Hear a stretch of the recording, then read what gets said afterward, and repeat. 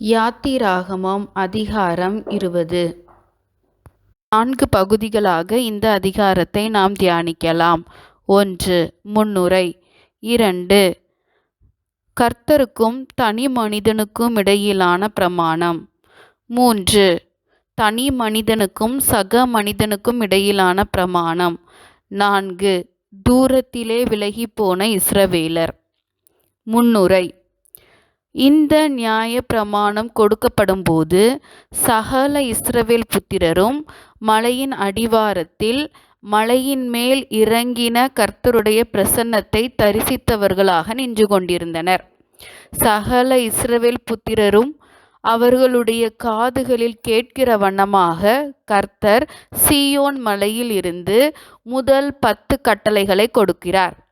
அது இந்த அதிகாரத்தின் 2 முதல் 17 வரையிலான வசனங்களில் அடங்கியுள்ளது. மேலும் நாம் விளங்கிக் கொள்ள வேண்டியது என்னவெனில், இது மோசேயின் பிரமாணம் அன்று, தேவன் பேசி சொல்லிய வார்த்தைகள். 20வது அதிகாரம் 1வது வசனத்தில் இதை தெளிவாக நாம் வாசிக்கலாம். எனவே பிரமாணமானது மோசேயினால் வழங்கப்பட்டது அல்ல, தேவன் சீயோன் மலையில் எழுந்தருளி மோசேக்கு சொல்லிய வார்த்தைகளாகும். இந்த முதல் 10 கட்டளைகளும் பிரதானமாக அனைவரும் அறிந்த ஒன்று. ஏனெனில் இந்த முதல் 10 கட்டளைகளும் சகல இஸ்ரவேலரின் காதுகள் கேட்க கர்த்தரால் சொல்லப்பட்ட வார்த்தைகளாகும். 2. கர்த்தருக்கும் தனி மனிதனுக்கும் இடையிலான பிரமாணம். இந்த அதிகாரத்தின் 2ஆம் வசனம் முதல் 11ஆம் வசனம் வரை 4 கட்டளைகள் அடங்கியுள்ளன. இந்த 4 கட்டளைகளும் கர்த்தருக்கும் ஒவ்வொரு தனி மனிதனுக்கும் இடையானவை. முதல் கட்டளை, கர்த்தரையன்றி வேறே தேவர்கள் உண்டாயிருக்க வேண்டாம். 2 மற்றும் 3 வசனங்கள் இந்த முதல் கட்டளையை விளக்குகிறது. 2வது கட்டளை, கர்த்தருடைய ரூபத்திற்கு ஒப்பாக எந்த ஒரு சுரூபமும் மக்களால் உருவாக்கப்படக்கூடாது. 4 முதல் 6 வரையிலான வசனங்கள் இந்த 2வது கட்டளையை விளக்குகிறது. 3வது கட்டளை, கர்த்தருடைய நாமம் வீணிலே வழங்கப்படக்கூடாது. 7வது வசனம் இந்த 3வது கட்டளையை விளக்குகிறது. 8 முதல் 11 வரையிலான வசனம் 4வது கட்டளையான ஓய்வு நாளை பற்றியது. ஓய்வு நாள் பிரத்யேகமாக்கப்பட வேண்டும். அந்த நாளில் சாதாரணமான எந்த ஒரு வேலையும் செய்யப்படக்கூடாது. கர்த்தர் ஓய்வு நாளை ஆசீர்வதித்து அதை பரிசுத்தமாக்கினபடியினால் அந்த நாளை கர்த்தருக்கென்று ஆசரிக்க வேண்டும். இந்த முதல் 4 கட்டளைகளும் ஒவ்வொரு தனி மனிதனுக்கும் கர்த்தருக்கும் இடையிலான ஒரு பிரமாணமாகும். இதை புதிய ஏற்பாட்டில் சொல்லப்பட்ட 2 கட்டளைகளுடன் ஒப்பிடுவோமானால், மத்தேயு 22வது அதிகாரம் 37வது வசனத்தில் சொல்லப்பட்டுள்ள முதலாம் பிரதான கற்பனைக்கு நிகராக்கலாம். உன் தேவனாகிய கர்த்தரிடத்தில் உன் முழு இருதயத்தோடும் உன் முழு ஆத்துமாவோடும் உன் முழு மனதோடும் அன்பு கூறுவாயாக. இது முதலாம் பிரதான கற்பனை. 3. தனி மனிதனுக்கும் சக மனிதனுக்கும் இடையிலான பிரமாணம். 5 முதல் 10 வரையிலான கட்டளை ஒவ்வொரு தனி மனிதனுக்கும் அவனுடைய சக மனிதருக்கும் இடையிலான பிரமாணமாக அமைந்துள்ளது.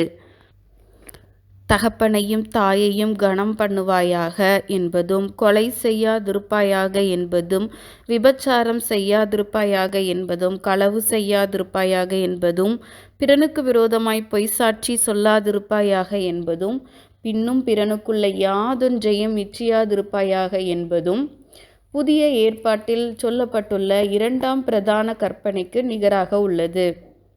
அது என்னவெனில், உன்னிடத்தில் நீ அன்பு கூறுவது போல பிறனிடத்திலும் அன்பு கூறுவாயாக என்னும் கற்பனையாகும். எனவே இந்த 6 முதல் 10 வரையிலான கற்பனை புதிய ஏற்பாட்டில் சொல்லப்பட்டுள்ள 2ஆம் கற்பனைக்கு ஒப்பாக்கப்பட்டுள்ளது. 4. தூரமாய் விலகிப்போன இஸ்ரவேலர். யாத்திராகமம் 20வது அதிகாரத்தின் பிற்பகுதியில் இஸ்ரவேல் புத்திரர் சீனாய் மலையில் அடிவாரத்தில் இருந்து சற்று தூரம் விலகிப் போனதை நம்மால் வாசிக்க முடியும். 18 முதல் 26 வரையிலான வசனங்களில் இஸ்ரவேலர் இடிமுழக்கங்களையும் மின்னல்களையும் எக்கால சத்தத்தையும் மழை புகைகிறதையும் கண்டபோது பின்வாங்கி தூரத்திலே சென்றவர்களாய் கர்த்தருடைய சத்தத்தை கேட்டு பயந்தவர்களாய் மோசேயுடன் பேசினர். மோசே ஜனங்களை நோக்கி, பயப்படாதிருங்கள், உங்களை சோதிப்பதற்காகவும் பாவம் செய்யாதபடிக்கு கர்த்தரை பற்றும் பயம் உங்களுக்கு இருப்பதற்காகவும் கர்த்தர் எழுந்தருளினார் என்று பிரதியுத்தரம் சொல்வதாக 20வது வசனத்தில் வாசிக்கிறோம்.